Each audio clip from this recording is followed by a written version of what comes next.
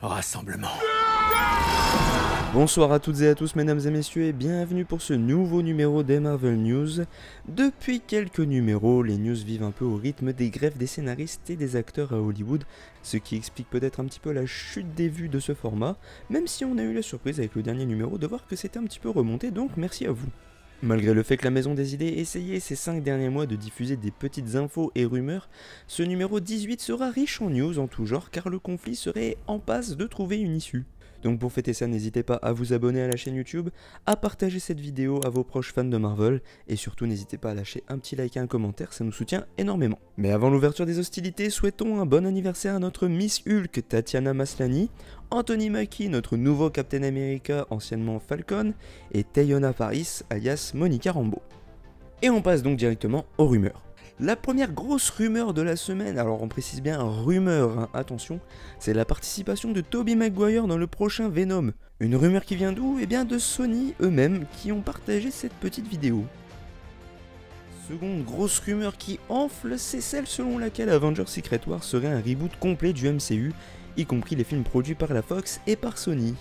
À voir. Toujours dans les rumeurs, Matt Shakman aurait abandonné la réalisation du film Fantastic Four, et ça serait John Watts qui aurait été appelé à la rescousse. Ça, si jamais ça s'avère vrai, j'en connais beaucoup qui vont râler.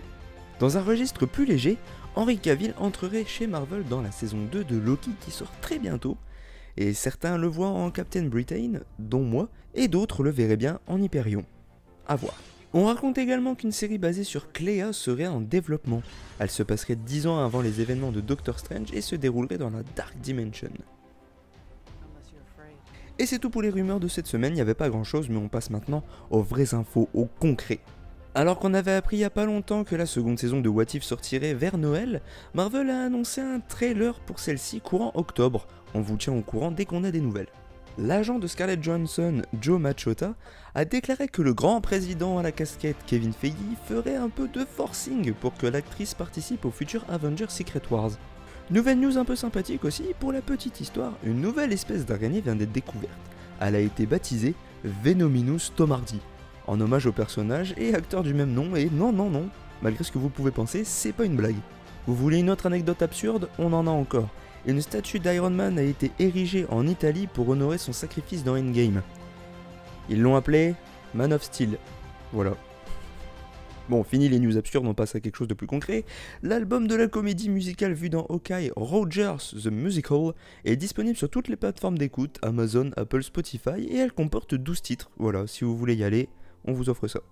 Les réseaux officiels de Marvel ont révélé le format de la série Wonder Man, qui comptera 9 épisodes d'environ une demi-heure, un petit peu comme la série She-Hulk, avec énormément de caméos, dont notamment le retour de Titania et de Wong.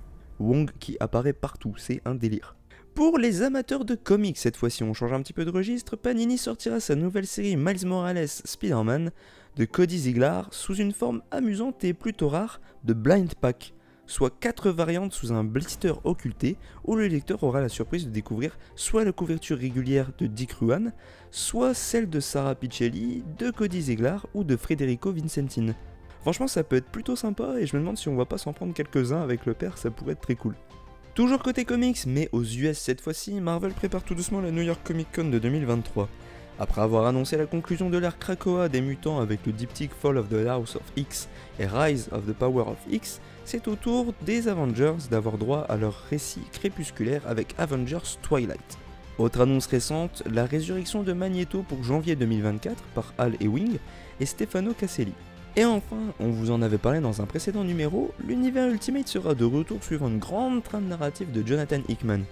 Ce dernier se chargera également de Spider-Man dans sa nouvelle version qui démarrera en janvier 2024, avec Marco Cecchetto qui avait fait entre autres Daredevil ou Old Man Hawkeye au dessin. De son côté, Disney Plus a annoncé un long métrage animé Lego Avengers Code Red, on vous tient au courant dès qu'on a des images, et ainsi qu'une version de Werewolf by Night en couleur pour le 20 octobre. Et enfin, côté vidéoludique, vous avez forcément entendu parler de Marvel Spider-Man 2 avec toutes les news qui sont tombées récemment. Le jeu sort très bientôt et on a pu voir que le costume noir du film de Sam Raimi sera disponible dans le jeu. Une news qui doit faire plaisir à beaucoup de personnes. Et on passe maintenant aux déclarations qui sont assez nombreuses cette semaine d'ailleurs, étonnamment. Au sujet du développement de la seconde saison de Miss Marvel, les deux réalisateurs Adil El Arbi et Bilal Falahon réalisateur de la première saison et du film Bad Girl annulé par Warner, ils ont déclaré que ce serait un honneur de revenir pour cette seconde saison. Et franchement, je suis pour, la première saison était très quali. Contrairement à tous ceux qui dénigrent les films de super-héros en ce moment, le multi-récompensé Denzel Washington a déclaré avoir été très vexé que personne ne lui propose un rôle au sein du MCU. On raconte que suite à cette déclaration, Kevin Feige l'aurait appelé pour participer à Doctor Strange 3. Franchement j'ai hâte, ça ferait un super acteur de plus qui ferait partie du MCU. À quelques semaines voire jours maintenant de la sortie de The Marvels, Nia DaCosta, sa réalisatrice, a déclaré que le film était plus un produit de Kevin Feige que son propre film.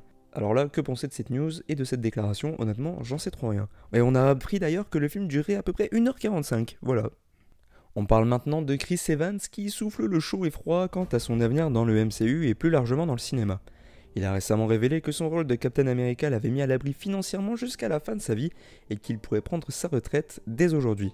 Il avait d'ailleurs révélé son envie de lever le pied, déclarant au passage qu'il n'avait pas l'intention de revenir chez Marvel pour le moment. Mais il a ensuite ajouté « Il ne faut jamais dire jamais ». Peut-être un petit retour quelque part dans un prochain film, on ne sait pas, on verra bien.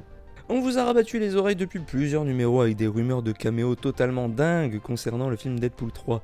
Et c'est lors d'une interview pour MCU Portal que son réalisateur Sean Levy a déclaré « Les rumeurs de participation de chanteurs, acteurs et autres stars du sport sur mon film me flattent et sont fabuleuses. Mais je vous préviens que parmi tout ce que j'ai vu passer, certaines sont fausses. Je veux rendre hommage à Deadpool et Wolverine, des héros iconiques de chez Marvel. Plus précisément de cette période où des films Marvel étaient produits par la Fox. Le réalisateur a d'ailleurs publié une photo de lui avec Hugh Jackman et Ryan Reynolds sous-titrée « Trois amigos qui attendent enfin de pouvoir tourner ensemble ». Ça fait très plaisir et je sais pas pour vous, mais c'est probablement l'un des films que j'attends le plus. Et enfin, pour finir, toujours chez MCU Portal, le costume designer Graham Churchward a déclaré que le Spider-Man de Tom Holland devait apparaître dans Doctor Strange in the Multiverse of Madness, mais que sa présence a malheureusement été abandonnée à cause du Covid. Ce qui aurait fait sens puisque c'est un petit peu de sa faute si les événements de Multiverse of Madness ont lieu. Mais voilà mesdames et messieurs, c'est tout ce qu'on avait à vous proposer pour ce 18e numéro déjà des Marvel News. Excusez-moi, j'ai un petit peu hésité, mais ça commence à faire beaucoup et je suis content que ça vous plaise. J'espère que c'est toujours le cas d'ailleurs. Mais donc voilà, je vous laisse, n'hésitez pas à lâcher des petits commentaires, pouces bleus et tout comme d'habitude. Et surtout, n'oubliez pas le mot de la fin parce que moi je ne l'oublierai pas. Bonne soirée.